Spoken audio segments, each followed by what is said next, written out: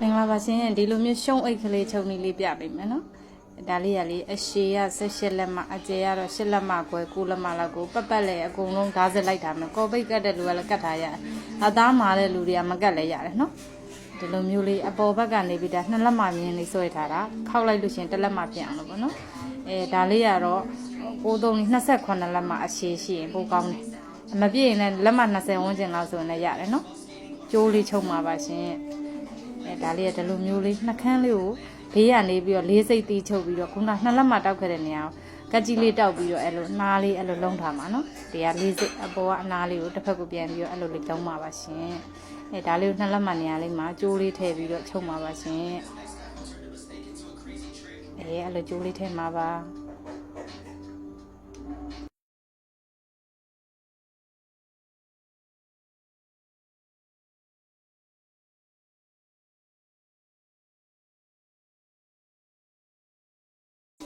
ဒါလေးရနော်ဟိုတစ်လက်မခောက်လိုက်တော့2လက်မနေရမှတ်ပြီးသားဆိုတစ်လက်မခောက်လိုက်လို့ရှင်နည်းနည်းတော့ချောင်းနေကျိုးလေးရသေးတဲ့ခါကျအဲ့ဒါမှချောင်းချောင်းချိချိဆွဲလို့လည်းပိုးပြီးအဆင်ပြေတယ်တက်တက်ရဲလေးလေးရှိတယ်အဲ့ကြောင့်ကျိုးဒီလိုမျိုးတစ်ပတ်လဲနော်တစ်ပတ်လဲဒီဘက်ကစပြီးရင်ဒီလိုပတ်ပြီးထည့်ရမယ်နော်တစ်ပတ်လဲပြန်ထည့်ရမယ်ဒါခေါင်းလေးတွေမှတ်မိအောင်လို့အယောင်မတူတာလေးနှင်းစီဘူးလေးတက်ပေးထားတယ်ဒီဘက်ကစရင်ဒီဘက်ကိုပြန်သွေးရမယ်နော်အဲ့လိုလေးဒီကဖင်းဘက်ကကြတော့လဲဟိုတောက်ကလေးထည့်ထားသေးတယ်တောက်ကလေးကတလက်မတောက်ကလေးထည့်ထားတာချုပ်ရိုးခွပြီးဟိုဘက်လေးစိတ်ဒီဘက်လေးစိတ်ပေါ့နော်ဒီလိုလေးဆွဲရှုံလိုက်ရုံပါပဲရှင်ဒါမျိုးတရားလေးဆိုလို့ရှိရင်ဒီ size ဆိုလို့ရှိရင်ဖုံးနေရောတခြားဝေယဝစာလေးရောထည့်လို့ရတယ်နော်ဒီ size ကလေးဆို